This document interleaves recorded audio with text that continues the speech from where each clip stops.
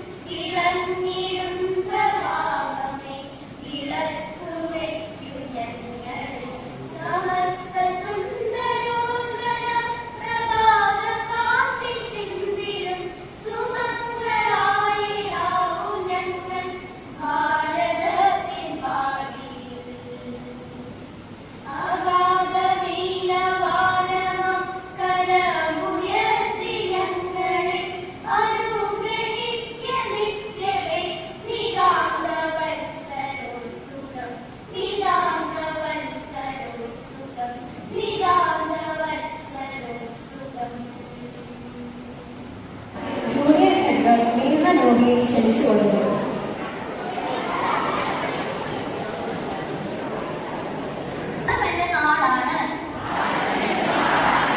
എല്ലാ ഭാരതീയരും എന്റെ സഹോദരീ സഹോദരന്മാരാണ്. ഞാൻ എന്റെ നാടിനെ സ്നേഹിക്കുന്നു. സമ്പന്നവും വൈവിധ്യപൂർണമായ അതിന്റെ പരമ്പരാഗത സമ്പത്തിൽ ഞാൻ അഭിമാനിക്കുന്നു. ആ സമ്പത്തിന് അർഹനാകുവാൻ ഞാൻ എപ്പോഴും ശ്രമിക്കുന്നതാണ്. ഞാൻ എന്റെ മാതാപിതാക്കളെയും ഗുരുജനങ്ങളെയും മുതിർന്നവരെയും ആദരിക്കുകയും എല്ലാവരോടും വിനയപൂർവം പെരുമാറുകയും ചെയ്യും. എന്റെ നാടിന്റെയും നാട്ടുകാരുടെയും ക്ഷേമത്തിലും ഐശ്വര്യത്തിലുമാണ് എന്റെ ആനന്ദം. ജയ് ഹിന്ദ്.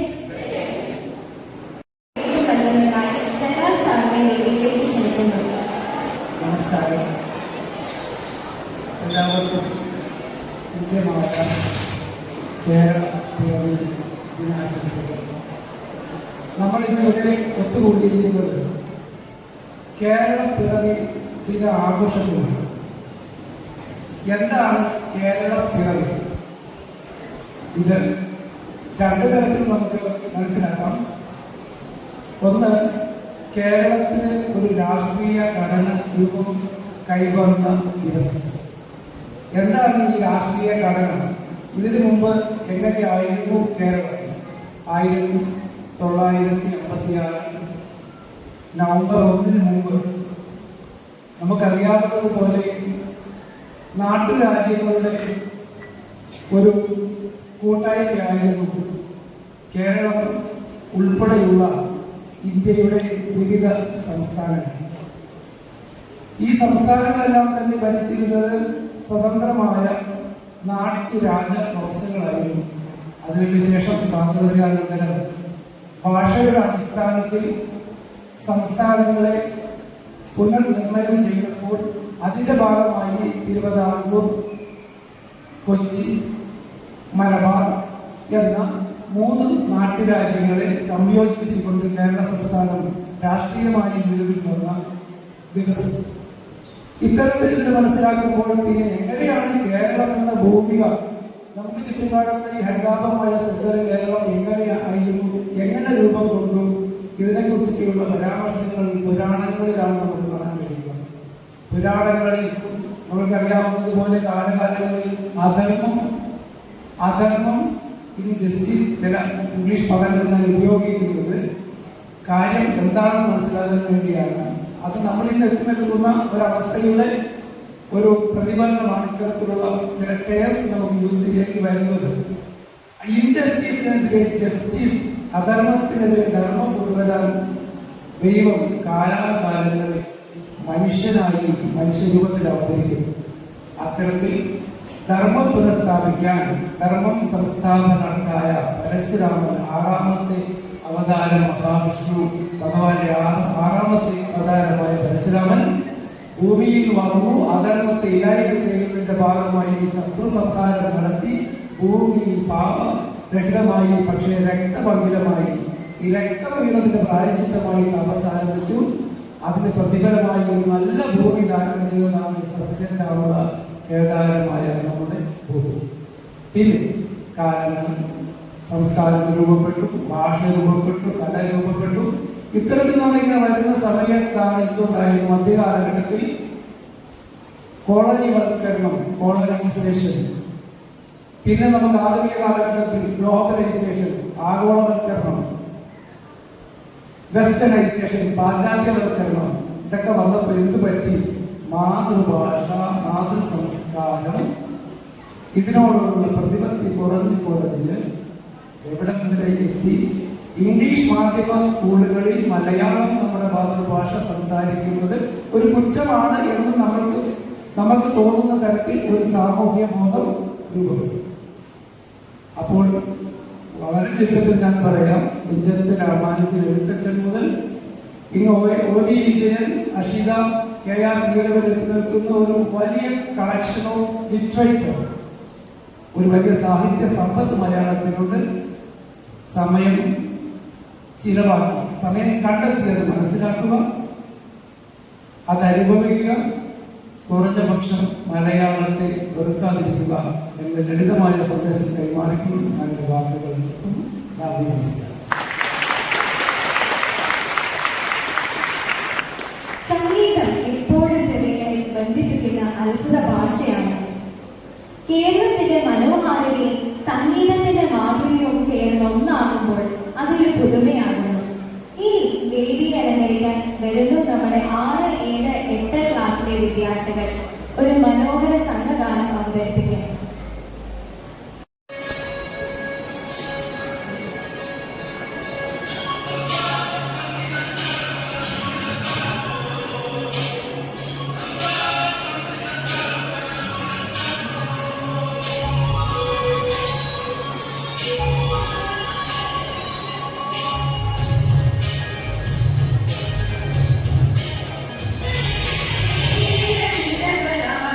ഒരു ഹരിത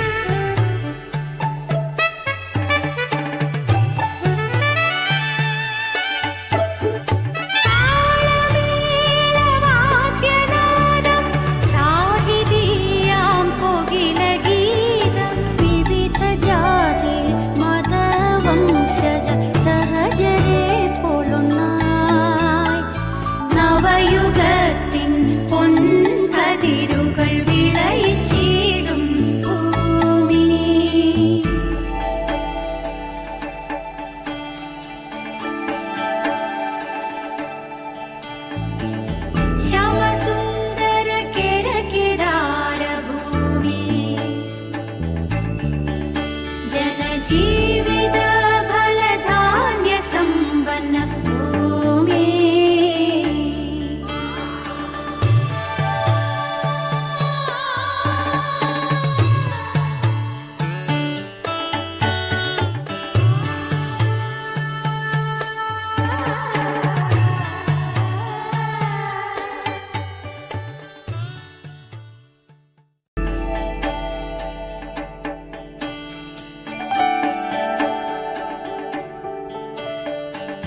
ശ്യാമസുന്ദര കേരകേദാര ഭൂമി ജനജീവിത ഫലധാന്യ സമ്പന്ന ഭൂമി ഇത് ശ്യാമസുന്ദര കേരകേദാര ഭൂമി മാനവക്കു സമത നൽകിയ മവലിതൻ ഭൂമി മധുരമഹിത ലളിത കലകൾ പിരിയും മലർവാടി ശ്യാമസുന്ദര കേരകേദാര ഭൂമി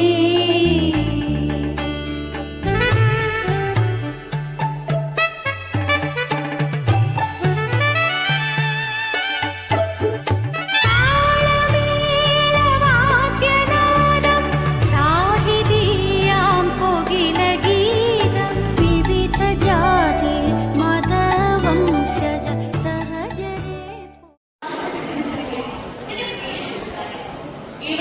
എന്റെ വിനീതമായ നവംബർ 1 കേരളത്തിലെ 69 വർഷങ്ങൾ നാം പൂർത്തീകരിക്കുകയാണ്. 1956 നവംബർ 1 നാട്ടുരാജ്യങ്ങളായ കൊച്ചിയും തിരുവിതാംകൂറും മലബാറും ചേർന്നാണ് കേരളം എന്ന സംസ്ഥാനം രൂപീകരിക്കപ്പെട്ടത്. ഭാഷ ഒരുമിപ്പിച്ച സംസ്ഥാനവും സംസ്കാരവുമാണ് കേരളം. തീവ്ര സമ്പൂർണ്ണക്കാർ കേരളത്തിന്റെ ആദ്യ മുഖ്യമന്ത്രി കേരളത്തെ വിശേഷിപ്പിച്ചത് മലയാളികളുടെ മാതൃഭൂമി എന്നാണ്. മഹാകവി വള്ളത്തോൾ പാടിയിരുന്നത് ഭാരതം എന്ന പേര് കേട്ടാൽ അഭിമാന പൂരിതമാണ്. കേരളം എന്ന് കേട്ടാൽ തിളയ്ക്കാൻ ചോരനരുകൾ. എന്റെ മാതൃഭൂമിയാണ് കേരളം. എന്റെ മാതൃഭാഷയാണ് മലയാളം. എന്റെ മാതൃഭൂമി, എന്റെ മാതൃഭാഷ എന്റെ അഭിമാനമാണ്. 1892 സ്വാമി വിവേകാനന്ദൻ കേരളത്തെ ഭ്രാന്താലയം എന്ന് വിശേഷിപ്പിക്കുന്നത് അന്നത്തെ ജാതീയമായ ഉച്ചനീചത്വങ്ങൾ അനാചാരങ്ങളുമാണ് ഇങ്ങനെ വിശേഷിപ്പിക്കാൻ അദ്ദേഹത്തെ പ്രേരിപ്പിച്ചത്. എന്നാൽ അയ്യങ്കാർ, ചാവറയച്ചൻ സഹോദരൻ അയ്യപ്പൻ, ശ്രീനാരായണൻ, ചട്ടമ്പി സ്വാമി എന്നിവരും സമൂഹ പരിഷ്കർത്താക്കളുടെ പ്രവർത്തനത്തിലുള്ള കേരളത്തിന് ദൈവത്തിന്റെ സ്വന്തം നാട് എന്ന വിശേഷണം അർഹമായി. നമ്മുടെ മനോഹരമായ ഭൂപ്രകൃതിയും കാലാവസ്ഥയും നമ്മെ ഈ സ്ഥാനത്തേക്ക് അർഹരാക്കി എന്ന് മറക്കുന്നില്ല. ആരോഗ്യ വിദ്യാഭ്യാസ മേഖലകളിൽ നാം കൈവരിച്ച നേട്ടങ്ങൾ കേരള മോഡൽ എന്നാണ് അറിയപ്പെടുന്നത്.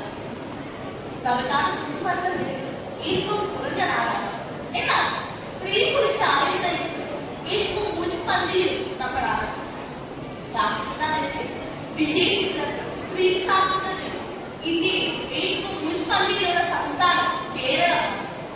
ഏറ്റവും വികസിത രാജ്യമായ അമേരിക്കയ്ക്ക് തുല്യമാണ് ആരോഗ്യ വിദ്യാഭ്യാസ രംഗത്ത് നാം കൈവരിച്ചത്. അതുകൊണ്ടാണ് ലോകം ഇതിനെ കേരള മോഡൽ എന്ന് വിശേഷിപ്പിക്കുന്നത്. മാതൃഭൂമി എന്ന പോലെ മാതൃഭാഷയെ നാം സ്നേഹിക്കണം.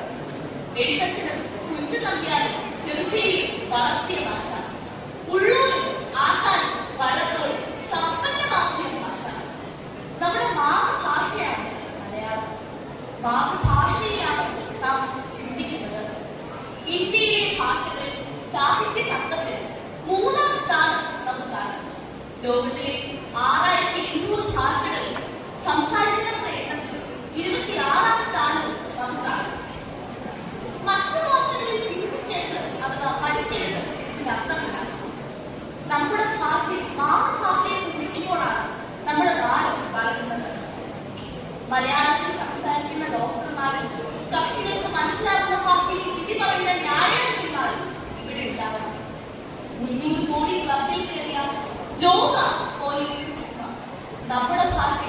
ഈ വർഷമാണ് നമ്മുടെ ഭാഷയുടെ വളർച്ചയാണ് ഇത് അടയാളപ്പെടുത്തുന്നത്. കോവിഡിന് ശേഷം പഠനത്തിനും തൊഴിലിനും അനേകം മലയാളികൾ വിദേശ നാടുകളിലേക്ക് കുടിയേറി. അങ്ങനെ അമേരിക്കൻ മലയാളികളും ഓസ്ട്രേലിയൻ മലയാളികളും ഒക്കെ നാം മാറുന്നു. നമ്മുടെ ഹോട്ടലുകൾ നാടൻ വിഭവങ്ങൾക്കൊപ്പം ഇറ്റാലിയൻ, ചൈനീസ്, അറേബ്യനും ഒക്കെ പ്രിയപ്പെട്ടതായി മാറിക്കഴിഞ്ഞു. ലോക്കൽ ആയിരിക്കുമ്പോൾ തന്നെ ഗ്ലോബലായി മാറുന്ന ഒരു തലമുറയെയാണ് നാം ഇവിടെ കാണുന്നത്. ഗ്ലോബൽ എന്ന് വേണമെങ്കിൽ ഇതിനെ നമുക്ക് വിശേഷിപ്പിക്കാം. ഈ കാലത്ത് മലയാളികളുടെ രൂപത്തിനൊപ്പം സംസ്കാരം പരിഗണിക്കുകയാണ്. ഗുരുവിനൊപ്പം ഗൂഗിളിനെ നാം ചേർന്നു. രണ്ട് പ്രളയവും കോവിഡ് മഹാമാരിയും ജാതി മത ഭേദമില്ലാതെ ഒറ്റക്കെട്ടായി നേരിട്ടാൽ കേരളവും മലയാളികളും 70-ാം വയസ്സിലേക്ക് പ്രവേശിക്കുമ്പോൾ നമുക്ക് അഭിമാനത്തോടെ പറയാം, എന്റെ മാതൃഭൂമിയാണ് കേരളം, എന്റെ മാതൃഭാഷയാണ് മലയാളം.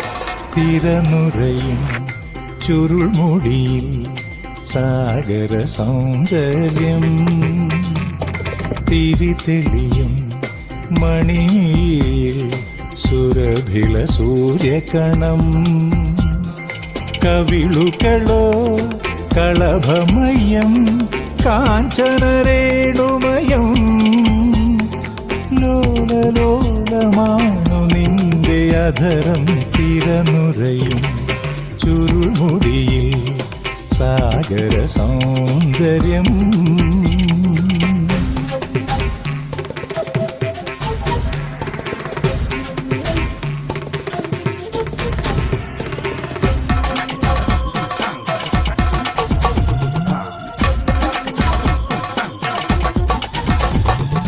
വെണ്ണിലാവിൻ്റെ വെണ്ണ തോൽക്കുന്ന പൊൻകിനാവാണു നീ, ചന്ദ്രകാന്തങ്ങൾ മിന്നി നിൽക്കുന്ന ചൈത്രരാവാണു നീ. വെണ്ണിലാവിൻ്റെ വെണ്ണ തോൽക്കുന്ന പൊൻകിനാവാണു നീ, ചന്ദ്രകാന്തങ്ങൾ മിന്നി നിൽക്കുന്ന ചൈത്രരാവാണു നീ. മാരോത്സവത്തിൻ മന്ത്രകേളി മന്ദിരത്തിങ്കൽ മഴത്തുള്ളി പൊഴിക്കുന്നു മുകിൽ പക്ഷിയുടെ നടനം. തിരനുറയും ചുരുൾമുടിയിൽ സാഗര സൗന്ദര്യം, തിരിതെളിയും മണിമിഴിയിൽ സുരഭില സൂര്യകണം, കവിളുകളോ കളഭമയം കാഞ്ചനരേണുമയം, ലോലലോലമാണു നിന്റെ അധരം. തിരനുറയും ചുരുൾമുടിയിൽ സാഗര സൗന്ദര്യം. തിളക്കിടും ചോര ഞരമ്പുകളിൽ നിന്ന് വള്ളത്തോൾ പാടി നമ്മിൽ രാജ്യസ്നേഹവും ദേശഭക്തിയും ഉണർത്തുന്ന വള്ളത്തോളിന്റെ പതാക എന്ന കവിതയുമായി യദുകൃഷ്ണൻ എത്തുന്നു.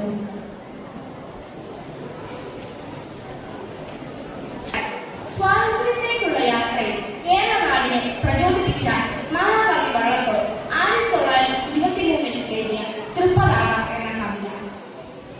പോര പോര നാളിൽ നാളിൽ ദൂര ദൂര പോയരട്ടെ ഭാരതലക്ഷ്മദേവിയുടെ തൃപ്പതാകകൾ, ആകാശപ്പൊയ്കയിൽ പൂതൂതാകം ആലയിടട്ടെ, ലോകബന്ധു ഗതിക്കുറ്റമാർഗം കാട്ടട്ടെ, നമ്മൾ കുറ്റ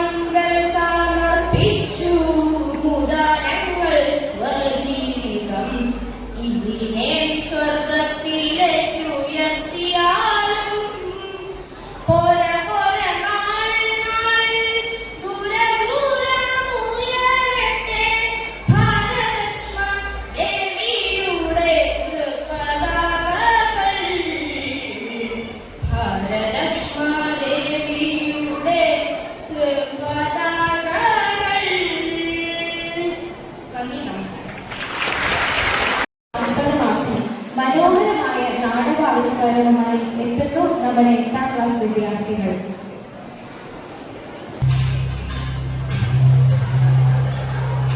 സ്കൂളിലെ കുട്ടികൾ സഹനീയം സമർപ്പിക്കുന്ന രംഗാവിഷ്കാരം. ഉത്ഭവത്തെപ്പറ്റി ഒരു ഐതിഹ്യമുണ്ട്. പരശുരാമൻ 21 തവണ ക്ഷത്രിയരെ നശിപ്പിച്ചു. അതിന് പ്രായശ്ചിത്തമായി എന്തെങ്കിലും ചെയ്യണമെന്ന് തീരുമാനിക്കുന്നു. സമുദ്ര ഭഗവാനായ വരുണനെ ഗോകർണത്തിൽ ചെന്ന് കണ്ട് അനുവാദം വാങ്ങി തന്റെ മഴവും കടലിലേക്ക് എറിഞ്ഞ് നേടിയ കരയാണ് കേരളം. അങ്ങനെ ലഭിച്ച കേരളക്കര 61 ഗ്രാമങ്ങളാക്കി ബ്രാഹ്മണർക്ക് അത് വീതിച്ചു കൊടുത്തു.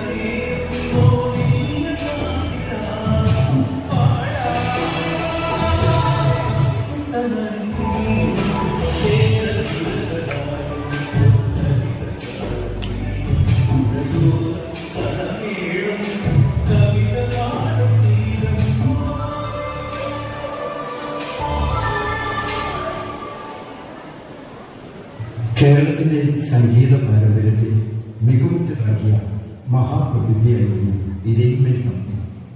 സ്വാതി തിരുനാളിന്റെ ഗുരുവായും അദ്ദേഹത്തിന്റെ സദസ്സിലെ അംഗമായും ശോഭിച്ചിരുന്നു. കഴിവ് ചെയ്യാനെന്ത് താമസം എന്ന പ്രസിദ്ധ കൃതി അദ്ദേഹം രചിച്ചതാണ്. കൈരളിയെ താരാട്ടുപാടി ഇറക്കിയ ഖ്യാതി അദ്ദേഹത്തിനുണ്ട്.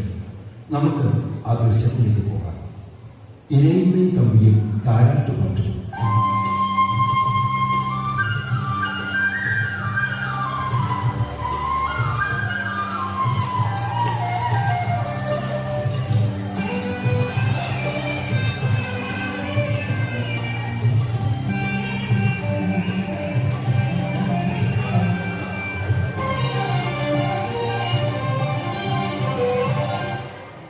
റാണി, ഇതേപോലെ തന്നെ വിളിക്കാൻ ഭക്തിനെ നാം അയച്ചു.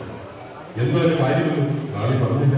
നമ്മുടെ പുത്രൻ സാമത്തിരുന്നാളിനെ പാടിയുറക്കാൻ വേണ്ടി ഒരു താരാട്ടുപാട്ട് രചിക്കുന്നു. ഇരേമൻ തമ്മിയോട് കൽപ്പിച്ചാൽ അത് സാധിക്കും. അത് കൊള്ളാമല്ലോ റാണി. നമ്മുടെ പുത്രന് ഉഴക്കുപാട്ടായി ഒരു പുതിയ താരാട്ട്. നന്നായി. മഹാരാജാവ് തിരുമനസ്സേ, അങ്ങേ മുഖം കാണിക്കുവാൻ ഇരേമൻ തമ്പി അദ്ദേഹം കാത്തു നിൽക്കുന്നു. ഇതേമൻ തമ്പി അകത്തേക്ക് വരും.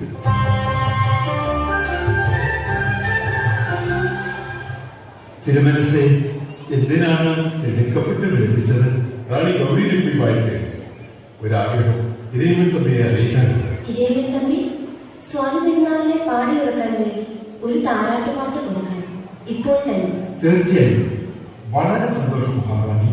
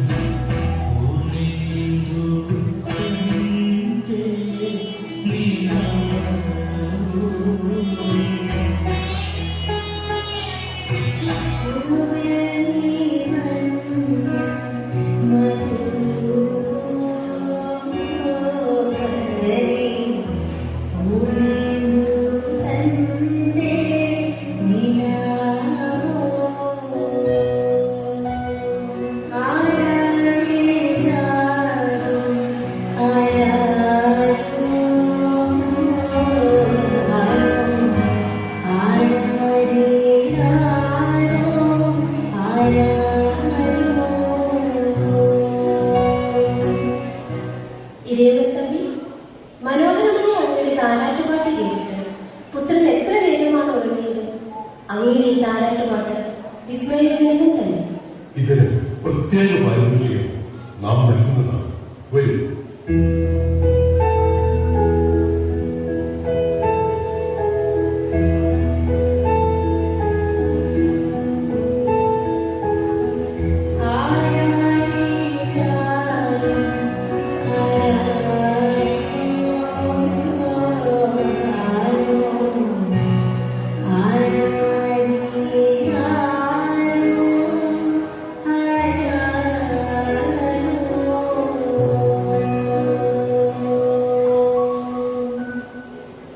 നന്മ നിറഞ്ഞ നമ്മുടെ നാട് നമുക്ക് തിരിച്ചു പിടിക്കാം. സമാധാനവും സന്തോഷവും ഒത്തൊരുമയുമുള്ള ആ നല്ല നിമിഷത്തിനായി ഈ കേരള പ്രകടനത്തിൽ നമുക്ക്